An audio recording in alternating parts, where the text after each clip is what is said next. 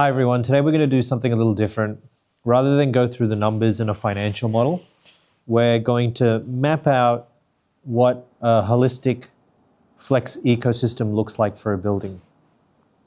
And I've been doing this a lot lately for landlords across the region, across the Asia Pacific region, because the conversation has evolved beyond just what co-working looks like within their building into, okay, maybe if it's co-working or if it's a little bit of third space, how do we leverage that to, I guess, elevate the rest of the building, right? By leveraging the systems, the staff, even the way that you think about operationalizing real estate and borrow from the co-working and the flex fast-moving world. So we're going to do that.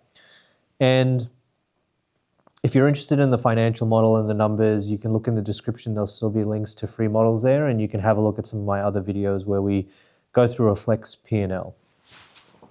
But I think it'd be good to kind of go through this diagram, and I'll draw all around it for you to show you how you can leverage a flex space for your building and how you should even consider pitching your flex operation or your co-working operation to a landlord, especially if you're exploring a management agreement structure and not a traditional lease, because there'll be a level of expectation on how you do more for the building, right? So we're going to call this the ecosystem approach. And it should almost go into your submission packs, your RFPs, because that's what a landlord likes to see, especially if you're not going to do a traditional deal with them. So I'm going to pick a little bit of an unconventional floor. Actually, no, scratch that. We're going to put the flex on level 1, right? And then this is ground floor. And let's say we've got let's say each of these floors are sub 1,500 square meters, okay? And as many of you know, maybe this could be 1 or 2 floors. We'll maybe do 2 floors here. You get economies of scale around the 2,000 square meter mark. Within this market, especially within Australia, we've been exploring other channels of revenue, trying to keep costs a bit leaner without sacrificing the experience. So the economies of scale for a good business, you can still achieve around 1,500 square meters. So it doesn't have to be 2 floors. But very traditionally, when you think about co-working or flex, you know, a very standard approach is, okay, what does it look like if I take level 1 and maybe level 2, so I can run a profitable business and pay the landlord rent. But then maybe I also integrate into the ground floor, you know, whether that's concierge services, whether that's a lounge space, maybe even a cafe offering. And by being on top of the ground floor, you almost want integration where possible via stairs. So if the landlord's open to punching a hole, or if it's possible, or if it's a new development, you should help them visualize what it would look like if you're operating some of that stuff on the ground floor. Rather than have to get into a lift, there's interconnecting stairs onto level 1, where you also have your flex operation. And it's less, part of it is, you know, the OPEX, because if you've got those stairs, from a staffing perspective, certain costs will come down because they can traverse the floors better. But I really feel like it's about the experience. When you think about it, if you can integrate with the ground floor, you create a connected and singular experience for whoever comes into that building, right? Whether they're using the flex or not, there's a level of hospitality, serviceability, blah, blah, blah. If there isn't any disconnection between experiencing something on ground floor, then hopping into a lift and doing something else, if you've got that feature staircase almost allowing them to go and experience some amenities on level 1. So in order to really take advantage of that, level 1 can't just be a separate co-working operation.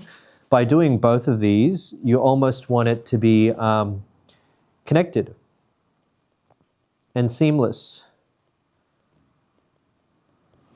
And that doesn't just mean, oh, we're operating the same floor, but you think about your front of house amenities. Like when they arrive on level 1, you don't want it to be a blocked off concierge and then behind them just offices because people are essentially using that area as a co-working space. What kind of welcoming amenity can you even put on level 1 once they go up the stairs that even, encourage people to go upstairs, even if they're not necessarily a co-working member, whether they're a tenant in the building and there's an informal area they can just sit down and work, and not just furniture and everything where people take care of themselves, but some sort of purposeful experience or activation there, right? Whether it's, some sort of community-driven breakfast event, whether you volunteer that space to tenants within the building so they can help take that activation off your hands occasionally, whether you have building budget. So this is interesting now. If you think about it from a co-working operator perspective, you might be going, well, I have X dollars to spend on my co-working operation. I can't be spending that on stuff for everyone in the building, for tenants. But normally when you think about it from a holistic ecosystem perspective, that landlord has activation budget for the whole building that you guys can kind of blend together for certain areas. So then suddenly, even as an operator, you've got access to more resources, right? So I want you to really think about, if someone kind of walks upstairs to level 1, do not have them just hit a very sterile concierge and then co-working operation as if it was just a fresh floor and that co-working operator was behaving like a tenant. What can you do to create some sort of amenable experience? And then you will be rewarded with that for the landlord, okay? When you think about it, I think the key thing here is you've got on-site staff on top of the activation budget we were just talking about of, let's say, ×3 full-time employees, right, when it comes to the co-working. So already when you think about it, how can you leverage that resource to do more stuff within the building? And it might sound intimidating because, I've run many sites and designed many sites, and a lot of them, it's tough to add more onto the plate of your employees because it's already being run in such a, let's face it, co-working can be quite chaotic sometimes. But I think this is an opportunity to really leverage what artificial intelligence has to offer, to not reduce staff or to cut corners. But if you could leverage some of these systems that are emerging to, say, take off some of that laborious stuff off their plate. So I've just got my phone here because my son's having dinner and I just want to make sure everything's okay with mum, and so I've got my phone here. It's about how can you take, say, 30% of their workload off their plate so they can do more things that benefit the experience and the retention, right? And that might mean doing things for the wider building that you also get compensated for out of the building management fee system, whether it's additional from the activation services, the concierge services, or whatever. So it's almost like, I like to call it the Trojan horse, which is what a lot of landlords like when it comes to putting a co-working operator in their building, assuming that it's a partnership. They almost get, on top of their building management team, an additional 3 headcount. Granted, majority of their time is running the co-working space, but think about it, just 3 more people thrown into your asset as a landlord that you can ideally leverage 10-20% of their time and their resource allocation to do other stuff within your building. That's almost a cheap way of getting more hands on deck, right? So the Trojan horse of co-working is not just cool amenities, it's more people in the building if you're willing to work together. So if we go upstairs from the flex, if you watch my videos, I've been talking about this for years, but it's finally coming into fruition. Let's say there's 3 floors of spec suites, right? And spec suites within the Australian market and the Asian market. So rather than these traditionally leased floors, so I'll write trad floors up here, which is kind of like all of those. Those aren't leased out 7 years at a time, plus they're more pre-fitted out floors. So the tenant just moves in, they don't have to furnish it. So they're designed to a spec, hence called spec suites. And they're leased out, 3 years at a time, maybe a bit more. So not as flexible as the co-working or flex space where it's a year, 6 to 12 months, it's longer term. But there's a lot of competition when it comes to spec suites. It's literally, especially in Australia, all right, you fitted out a floor, you've got more flexible terms than traditional, even though it's not blending into co-working. How does it differentiate from the spec suites down the street, from the other landlord doing it? You pretty much have the same address and location. It comes down to fit out, like how much you spend on it. but everyone's kind of spending a pretty penny in certain markets. So how do you differentiate it? Now, this is where the word hotelification, I think, really kicks off. You can really hotelify these spec suites by leveraging the co-working. And I keep flip-flopping between co-working and flex's terms, and I'll explain why after I make this point. But similar to the Trojan horse of the staff, what I like to do, and we've done in some of our assets where we are operating in, is imagine if those 3 floors or whatever floors of spec suites within this building suddenly actually have a level of serviceability from the co-working floors. Normally not possible or hard to do if you just have your building management team in your asset. But if you again suddenly have those additional 3 headcount and you try and resource one of them, and maybe you get compensated for it as the co-working operator because it comes out of the, I guess, the slightly increased rent from those spec suites, or there's some sort of almost service fee attached to it. Imagine having a community manager or something running upstairs to help service those spec suites to really make them feel like it's not just go into the space and take care of yourselves. There's that element of hospitality and hotelification there. I think that's really interesting. So already from an ecosystem perspective, if you're a co-working operator, it shouldn't just be ground floor integration and do all of that kind of stuff. It should also be, well, how do I take care of some of the tenancies upstairs? And maybe the traditional tenants are a bit more, you can either help them or not, black and white, because they may just want to take care of themselves within their own tenancy. But the spec suites are almost just a level up from co-working. It's like just when you graduate from the co-working, you go into the spec suites. So it almost turns into kind of like from co-working to spec suites to trad floor. It's what we always call the incubation effect.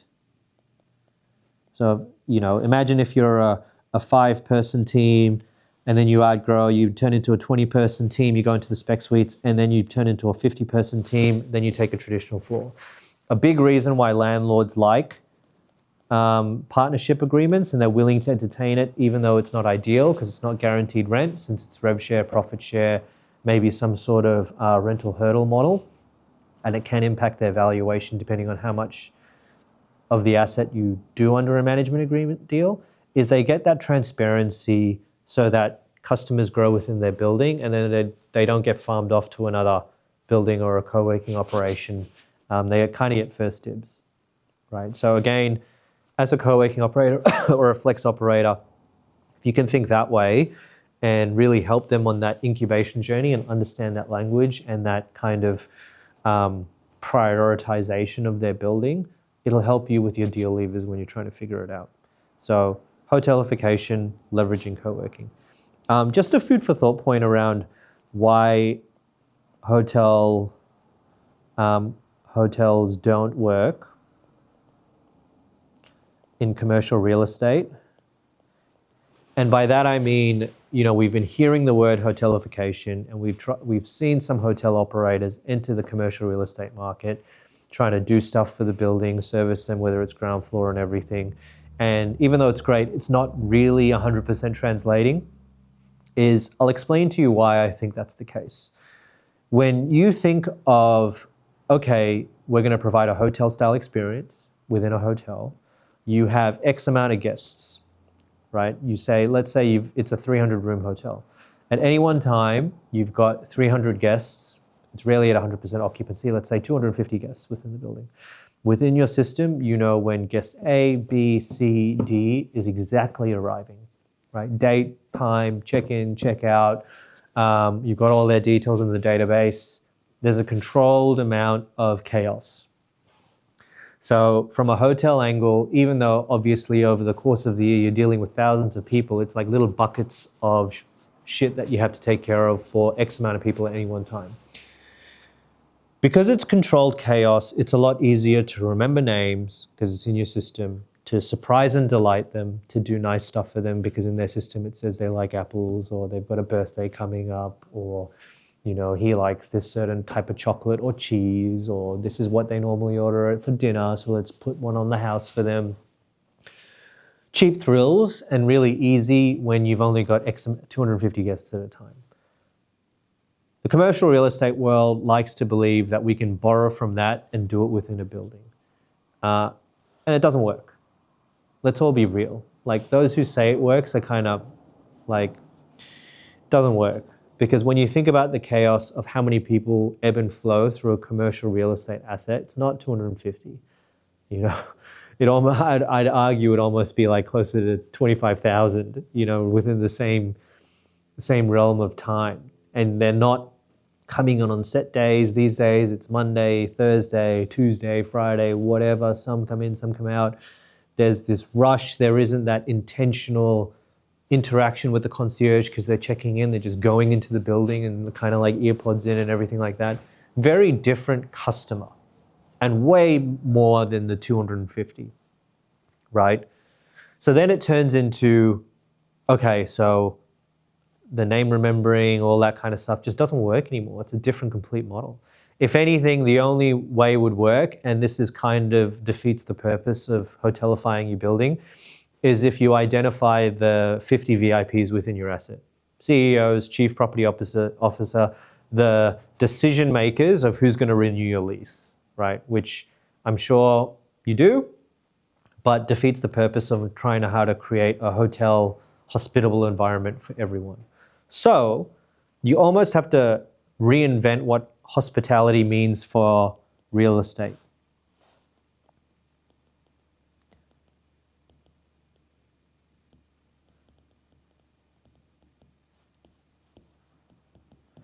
You need to redefine it. You can't just copy hotels because of what I just explained. So if you think about it like a startup, you almost look at the lowest cost, cheapest ways to make an impact. And areas that people don't expect it. Can't be concierge because you're directly competing with the experience they get at a hotel, right? Whether it's fair or not, apples and oranges, people think about it. And right now in commercial real estate, they compare it like for like. So where can you surprise someone within their office journey? And I think that question is you just kind of have to map out the journey of an individual through the building, through the co-working space, through the spec suite, through the traditional floors. Maybe there's a rooftop experience up here. Maybe there's some sort of amenity floor there. You know, even the journey to the asset. Where's a cheap area to really surprise someone? Be like, oh, that was really cool. And I'll give you an example, right? Random example that I just feel like jabbering, and then I'll probably stop this video here because I could talk for another 15 minutes with ideas. But I'll stop here after making also one more point. I'll write tech here so I don't forget. But my mum, she was the entrepreneur before it was a word that brought chai tea to Australia, right? She was this, you know, beautiful young village girl from Darjeeling, India. And she's no longer with us. She passed when I was about 15 years old. So what's that? 23 years ago. And, you know, while she was doing food stalls, and the family still does it every Saturday at Paddington markets, there'd be long lines of people, right? And this is just like flea market music festivals. And she'd literally have hundreds of people long in lines waiting to get their food. So rather than have them just wait, what she used to do is brew chai tea. And she would brew it in the evening and early in the morning and then bring him and then pour him into little cups and give it to everyone while they wait. It's like, here you go. Have something nice on us that you would not expect in that environment. You might expect it in a 5-star hotel, but you're not expecting it in a line in a flea market, right? So everyone was like, fuck, that's really nice. It's a great surprise. So that's an example, but just to finish that story, this was before she brought chai to Australia. This is just her own chai. It just so happened that the CEO of Gloria Jeans back in the day was in that line. And he was like, what's this? Blah, blah, blah. And to cut it short, they created a formula that was appetizing to the Australian palate, and they launched it across all of the Gloria Jean stores.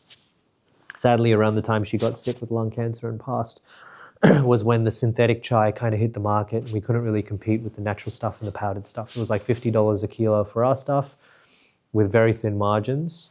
And then the synthetic stuff was like $10 a kilo because it was all powder.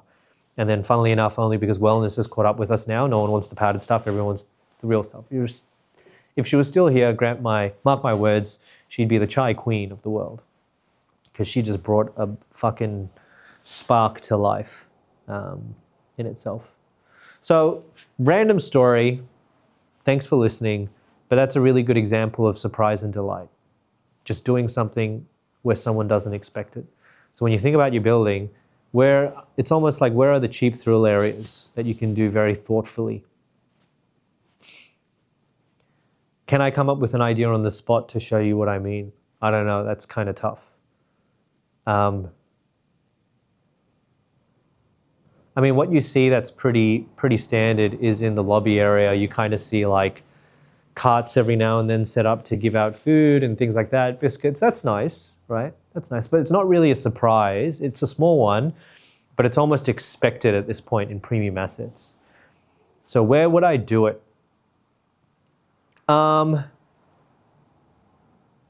Here's an idea, random one, very similar. And this is borrowing from some of what the tech companies do for their employees. For anyone that works late, potentially in the building, maybe have a small event, because sometimes it's a thought that counts, where you have meals ready to take home with them when they go home. So when they arrive home a bit late, they come with dinner. I don't know. Thoughtful stuff. Random one that I did just for fun within my office the other day that seemed to resonate, people loved it, is right now, Pokemon cards are hot and everything, and unfortunately it's kind of become too expensive for a lot of kids out there because adults are treating it like, the S&P 500. I literally got 1,000 of my cards and made little packs of 10 and took it to my office and put it on the concierge desk and wrote a note saying, this is for anyone with a kid at home or a kid at heart. Take one. And they went really quick and people loved it because their kids wanted the cards so they could trade and all that kind of stuff. Random, right? It's random, but it's almost like I'd want you to just brainstorm with your team. What are some ways we can just put a smile on someone's fucking face within the building? And do your best to try and do it in areas that they wouldn't expect it. I don't know. I mean, an area that they wouldn't expect it is within the tenancies of those tenants. I think that's actually a really good idea. Like, we always do stuff in the lobby, but if we're really going to start treating our tenants like partners and customers, and this is me speaking to you, landlord, why don't you work with the office managers or each of the tenants, whoever's in charge, and be like, hey, we want to do something within your tenancy for your employees. So instead of doing the cookies or whatever in the ground floor, maybe, and I know you've got a budget, so be creative on how you can kind of stretch that out, because again, it's the thought that counts. Have something waiting at the concierge from the landlord for all of the employees within their tenancy. I mean, if that's not hospitality, I don't know what is. It's just, I'm sure you could come up with better ideas than I for your own building, but I challenge you to think about that. And I guess the last point is technology. You just need, the reality is having technology connected, the infrastructure throughout your whole building so you can turn on and off internet as you need. If a client moves into a spec suite or a tenancy, they don't need to go and find their own telco and put their own internet infrastructure. You can provide it for them with security measures. I think there's real value in that. Not just for seamlessness for them, but for you to be able to control your building as a landlord, as in like activating and turning on and off floors as tenants come in. So I'll stop there. Hopefully that was really helpful. I forgot to record this whole thing, which is really disappointing. Like, I'm recording here, but I didn't record the writing. Ooh. Oh boy. But maybe I just upload it with the image of this. I'm just very tired. My son hasn't been sleeping very well lately. So anyway, hopefully that was helpful, and I'll speak to you again soon.